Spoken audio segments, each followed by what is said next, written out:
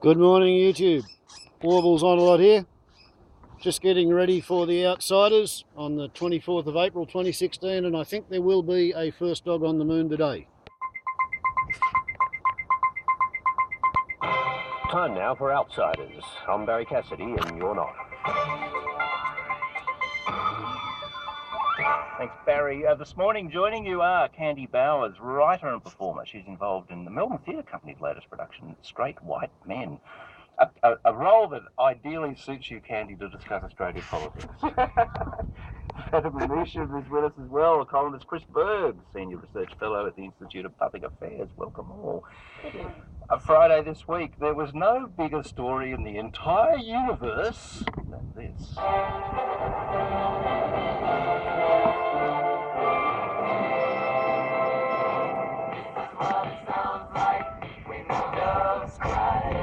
This man was a trendsetter, an icon. Could not even make it to age 60. It's incredibly sad.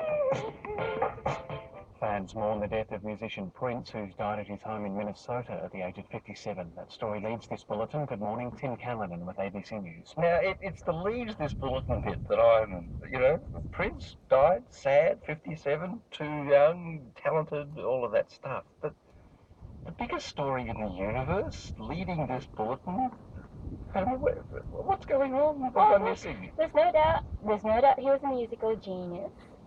He apparently also was a terrific humanitarian, and so an all-around good human being. But I think for generations of people, he represented something else. He represented, what it looks like to live outside of the box. And I think, I actually struggled with it when I heard about the news. He wasn't necessarily my cup of tea. It was a little odd for me, but his songs form... Wraparounds on the papers, leading news bulletins. You know what it is? I reckon it's about our sense of mortality, Jonathan. We think that the icons that we admire will live forever. So when they die, it kind of really stops us short. And I think for someone like me who grew up with his songs, it's like, oh crap, I have to grow up now. Chris Berg, you're a huge Prince fan. Yeah, I'm certainly am. No, look, I think that I don't think it's a surprise at all. I think it should be the front and center of news bulletins because not because of who Prince is specifically, but Prince as a cultural icon. And yes, for political commentators like myself and I think the most important thing that happens on a day-to-day basis is, minor changes to tariff legislation. But fundamentally, culture is as significant and if much more significant than many of the things that we talk about. And so there are generations of people who view entire decades through the prism of the music and the movies. It makes sense. It is newsworthy, and it is really important when someone like that passes on. See, I've got it completely the wrong way around, Candy, clearly. Completely. You've made a terrible mistake. Look, at the end of the day, human beings, it's really interesting. Of course, I'm a massive, passionate advocate for the arts. But yeah, we're not going to turn on an ABC News program where we've just broken up with our first boyfriend. We're going to put on a Prince record. And now you can do both. You see? I'd read something for the Productivity Commission. Yeah. Maybe there'll be a little bit of fashion advice from Peter, but I'm like, this is about emotional literacy. This is about that good feeling and when we watch movies, I mean, some of his songs have been the biggest dramatic hiatuses of our favourite movies. So these things impact on us, on every part of us, This is the real world. Oh, yeah. Not everybody cares about politics as much as we do, and nor should they.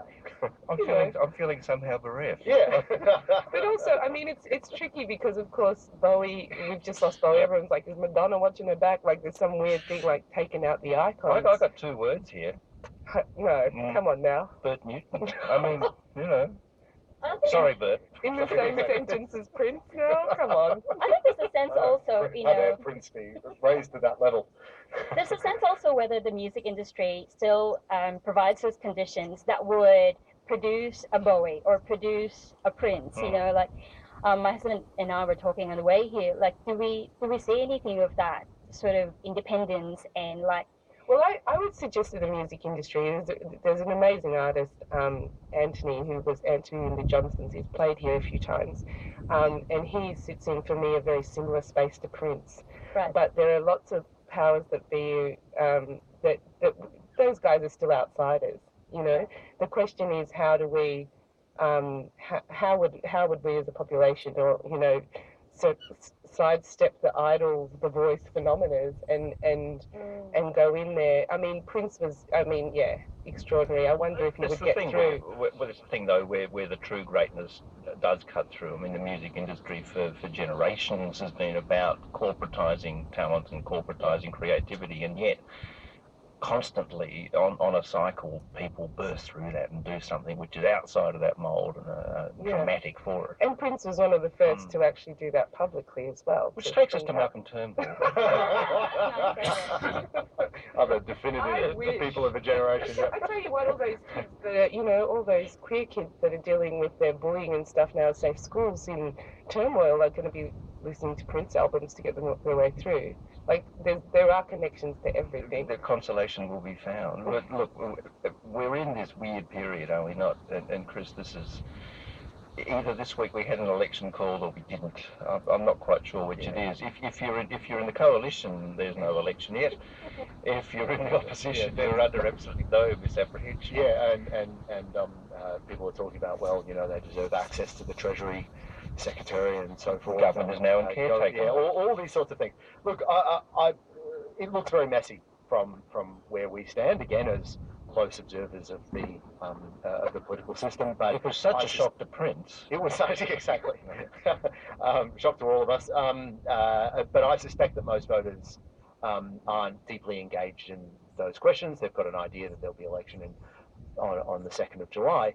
The reason I raise this is because there's a genre of political writing that complains about interminably long election campaigns, too much focus on campaign promises, and I don't think that really resonates out there with the voters as much as political journalists who have to hop on the campaign bus do. I don't think that that's such a big issue. I don't think that long elections hurt the economy, as I read somewhere in, I think the AFR. There's a lot of mythologising. There's a lot of mythologising, and I suspect that people are going to treat this election like every other election. They're going to judge Malcolm Turnbull on whether they want him to be a Prime Minister in the future or not.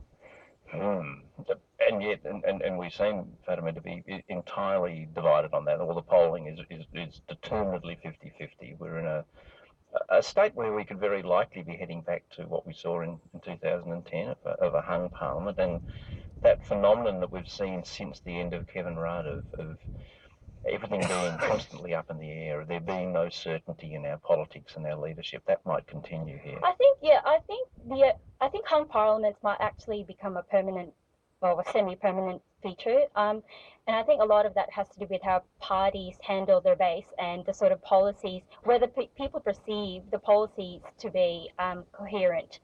I don't know, I'm not sure that, I agree with Chris that it's been a bit of a shambles. Like, I was really surprised that it's come down to this. We're about a week out now from the budget, and there's no coherent economic plan. Tax proposals have been dropped left and right. So I think so. The thing is that on the one hand, there's a bit of a shambles politically, but I think the public are actually ambivalent, and I think that's partly to do with the fact that we don't have the same conditions in the US and in Europe, where people actually, things like who gets elected actually matters a lot. Although in the US you can have a campaign which spans years, as we've been seeing. Candy, I want you to listen to this. So you're not ready for President Trump? Oh, sure. No. Look, America's going to be fine. Not that. I want you to listen to this. $10 million allocation to the Wangaratta Hospital that if elected, I was going to announce the week after the election. You know that? That is $10 million that Wangaratta hasn't had because Kathy got elected. The question...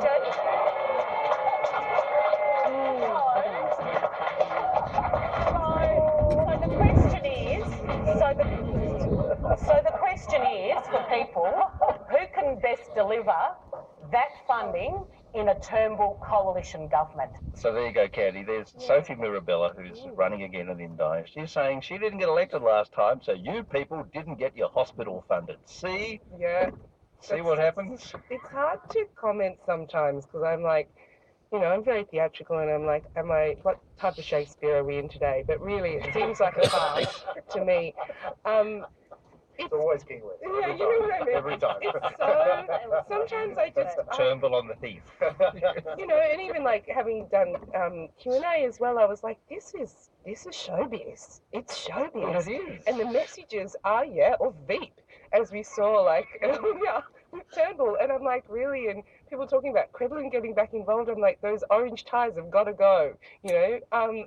I really just want a coherent message. I'm not interested in the spin. I'm not interested in being treated like a primary school child that didn't do what their mother said, or I'm like, we're adults. And yet they seem to think that the only way to pitch themselves to us is to put on a big show. It's not what we want. It's extraordinary, and I feel like sometimes because I think, having travelled a lot and into very complex places, my background's South African, so I just feel like Australia, we often talk about being a young country, and I'm like, when do we grow up? When are we going to grow up? When are our politicians going to grow up so we can actually talk about the future of this incredibly, you know, safe and prosperous and innovative and creative space we live in?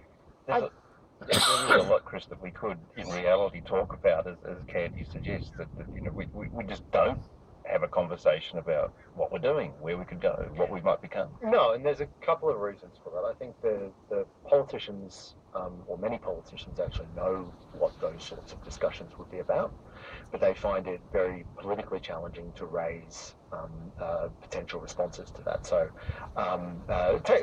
Malcolm Turnbull's innovation statement is a really interesting example of that. So it's very, very clear that we're on the cusp of a new, really, really substantial technological change that's going to do really significant things to our economy, our society, even our political system, and so forth. And Malcolm, I think, knows this. He knows that there are potentially revolutionary changes coming around the corner, and that there's going to have to be major changes to the Australian political system, the Australian economic system to deal with them.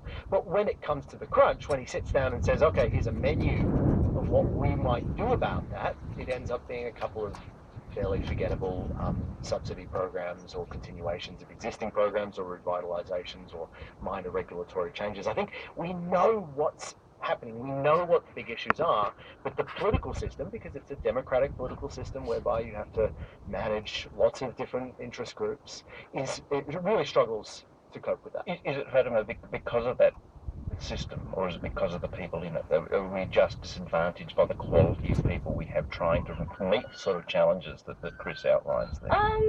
That might be the case. I mean, we can talk about, we're talking about quality of people, whether pre-selection actually delivers the sort of ministers that we need. But I've always said that politics is a really stupid way to be governed. There's actually a difference between politics and governance, and people actually don't think about that deeply enough. And Mirabella is a case in point. You know, funding a much-needed regional hospital is a matter of governance, but she's playing with it, playing politics with it.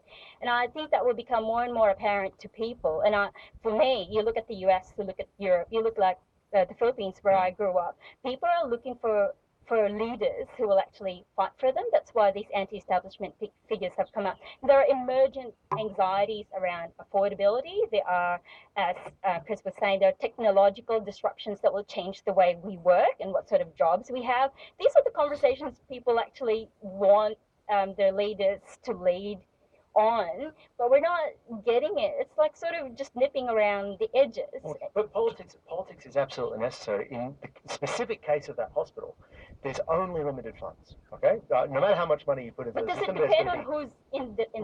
No, but we need to, politics is merely the way that we allocate those limited resources. But this is an instance of policy distorting what should be the funding. I don't think we actually know exactly what happened. It's very, very peculiar the way everybody's phrased their responses to that. But fundamentally, what we have to do as a society, if you're going to have government allocate things there's going to have to be some politics behind. I think, Candy, just to tie a bow in our entire conversation, what we need is a prince of politics. Yeah. Oh, yeah. Well, Let's get together. it's so difficult not to think about America the whole time, like when we're talking about this stuff. And We the think we have theatrics. problems. Yeah. So it's like on a world level. I think. Okay, that's the upload limit.